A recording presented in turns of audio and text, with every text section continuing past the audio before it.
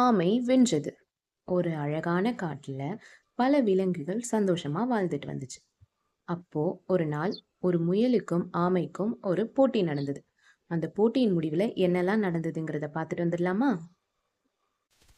இந்த காட்டுல என்ன மாதிரி வேகமா ஓடுறவங்க யாருமே இல்ல. நான் தான் வேகமானவன்.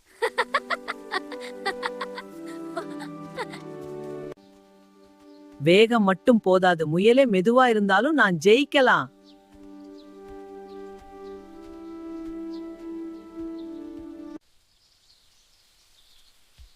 சரி, இப்ப போட்டி ஆரம்பிக்குது.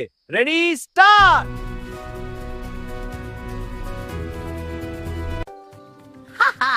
ஆமை என்ன எப்படி பிடிக்க போகுது?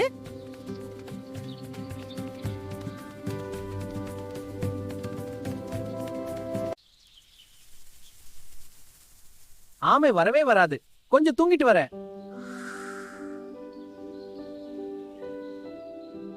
ஆமை மெதுவாக இருந்தாலும் நின்று விடாமல் தொடர்ந்து நடந்தது.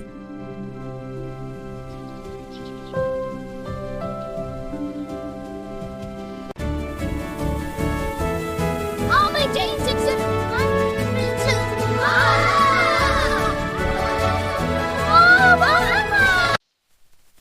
என் சோம்பேறித்தனத்தால் தான் நான் தோத்துட்டேன். இனிமேல் இப்படி செய்ய மாட்டேன்.